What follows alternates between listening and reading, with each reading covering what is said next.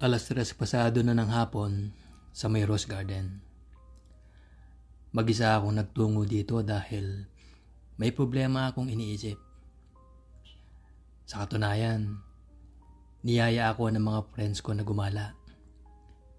Mag-SM daw kami tapos kumain. Para mailayo ako kahit na 1 o 2 oras lang mula sa problema ko. At para mapag-usapan na din daw at baka sakaling makatulong sila. Maayos ko namang tinanggihan kasi gusto ko nga talagang makapag-isa. Kaya pagkatapos ng klase namin, inayos ko na ang mga gamit ko at nagpaalam na ako sa mga friends ko. Puro mga babae sila, by the way. Dumaan ako sa cafeteria para bumili ng kaunting pagkain. Wala din naman akong nakita dahil sa pagmamadali ko at napakaraming tao. Medyo takot kasi ako sa mga tao. Tapos lumabas na ako ng campus at naglakad papuntang Burnham Park. Malamig. Sobrang lamig. Malapit na kasing magpasko nun. Napabuntong hininga ako. Feeling ko dapat masaya ako dahil magpapasko nga nun. Favorite holiday ko yun. Pero hindi kasi may problema nga ako ngayon. At hindi ko alam kung paano ito masusolusyonan. Biglang humangin ng mayumi. May araw pa nun. Maganda ang sikat nga ng araw eh. Ang sarap damhin sa aking balat. Pero talagang malamig kaya mas natatalo pa rin ang init. Kapag ganitong malamig, talagang hihilingin mo na sana umaraw ng maayos kahit na 1 oras lang. Tapos tatanggalin mo na lahat ng suot mo. Ang saya nun. Pero hindi pwede. Napaka-iskandaloso. Baka makasita pa ako kaya makunan ng video. Tapos makikita ko na lang ang sarili ko online na walang saplot. Nakakaya naman. Kaya naman niyakap ko na lang ng sobrang higpit ang sarili ko. Baka sakaling mawala din ang lamig na to. Ako nga pala si Ian, 20 years old, college student dito sa Baguio. Pero taga Norte talaga ako. Dito ko lang talaga gusto mag-aral. Sa physical characteristics, ulas talaga ako. Walang-wala ako. Hindi naman ako katangkaran, mga 5'7" lang. Payat sa timbang na 128 pounds. Tisoy siguro, pero wala. Hindi talaga ako gwapo. Normal lang. Pero hindi normal sa marami. Gwapo naman daw talaga ako. Kaso lang, parang yung kagwapuhan ko daw ay uso pa noong mga 70s or 80s. In short, laos na. O kaya, baduy lang talaga akong mag-ayos. Pero higit sa lahat, bading talaga ako. Nagkakamaling magkagusto sa mga babae minsan pero bading talaga. At sana daw, naging babae na lang daw ako. Hindi ko alam pero nasasarapan ako sa pagiging ganito. Pero ayoko naman yung umabot pa ako sa puntong magko-crossdress ako. Iba na yun. Ayoko nun. Never pa ako nagka-boyfriend. Although nakakagusto ako sa lalaki.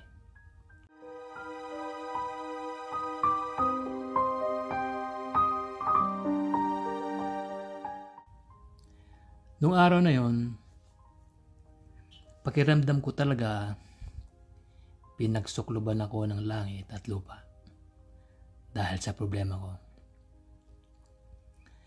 Hindi ko alam kung anong gagawin ko. Ipaglalaban ko ba yun o hindi? Ipipilit ko ba na tama ako? O siya ang nagkamali? O pababayaan ko na lang na mangyari yun? O ganun na lang yun at wala na akong magagawa? Na sa huli ay talo na ako. Gusto ko na talagang umiyak. Sobrang naninikip na ang dibdib ko. Kaso nakakahiya naman sa mga tao dito. Ang dami pa naman. Baka sabihin nababaliw na ako. Pero talagang nababaliw ako. Hindi ko matanggap. Hindi talaga. Sobrang daming ang tao sa park kaya pumunta na lang muna ako dito sa may Rose Garden. At dito na lang ako nag-i-emote. Alam ko na namumula na ang mukha ko at ang mga mata ko dahil nga sa emosyon at luha na pinipigilan ko.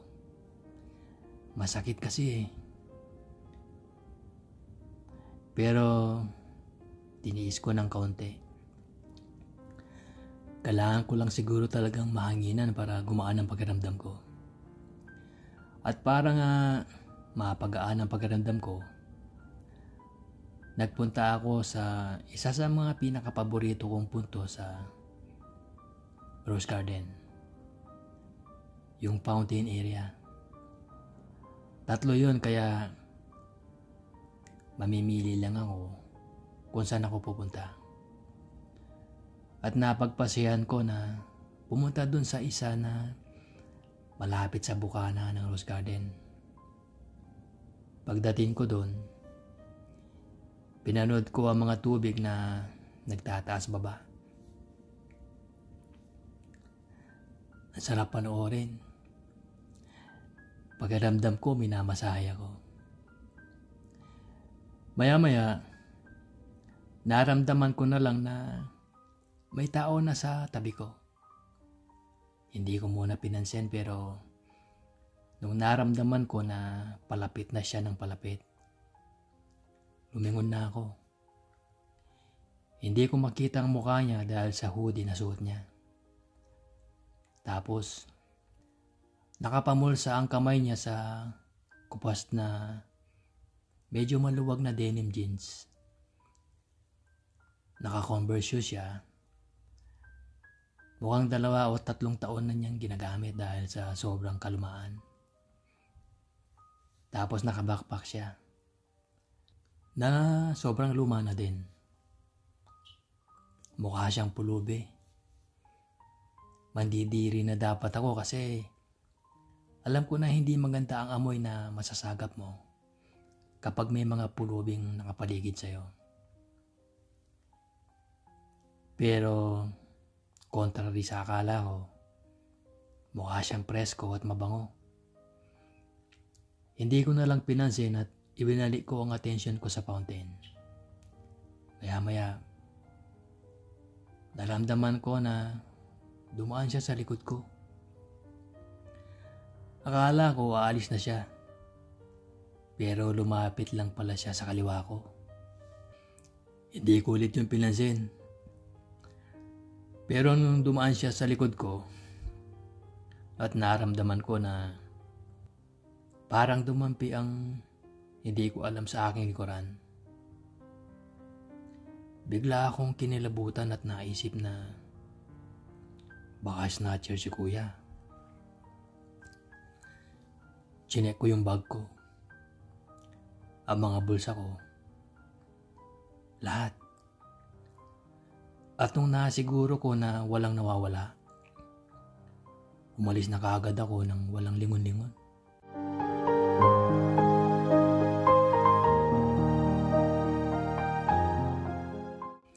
Pumunta ako sa isang fountain. Yung lumalabas mismo yung tubig mula sa concrete pavements tapos medyo umiilaw-ilaw pa. Natutuwa ako dahil sa mga batang naglalaro. Tapos yung mga turista siguro na nagpipicture sa harap ng fountain.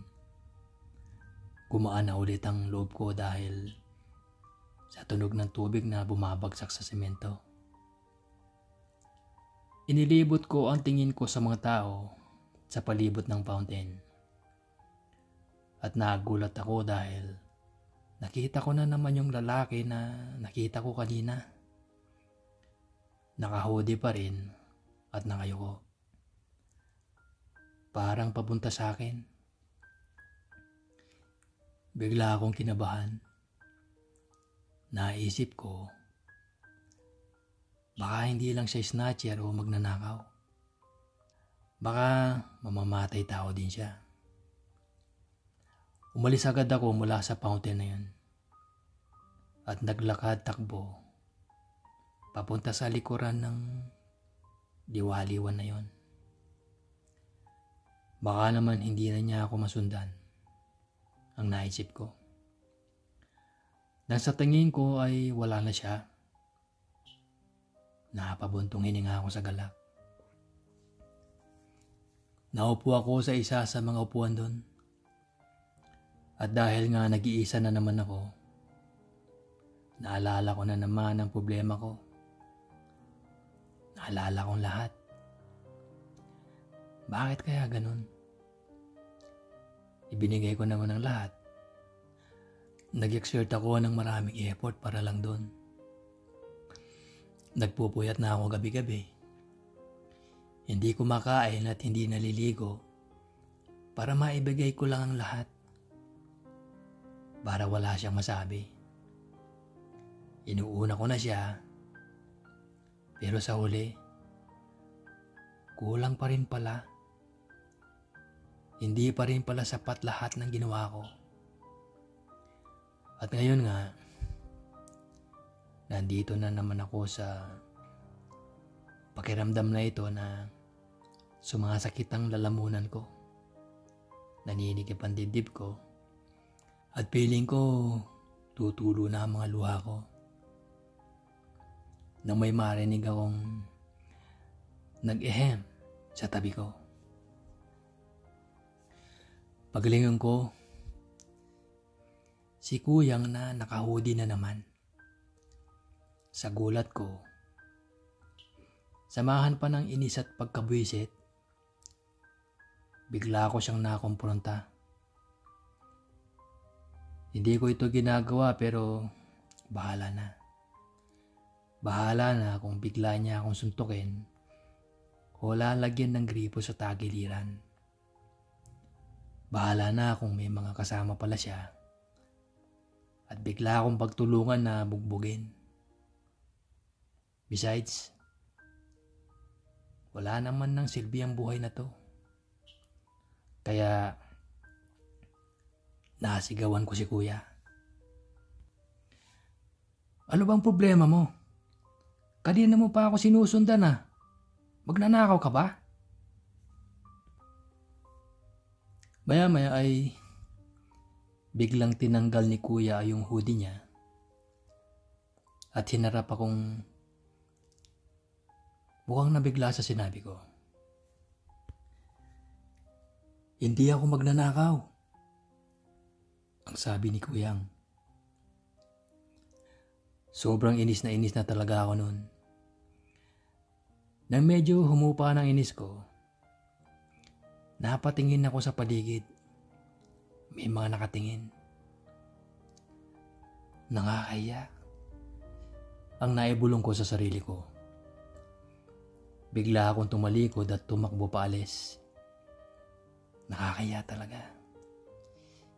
Nakakainis. Wait, sandali lang.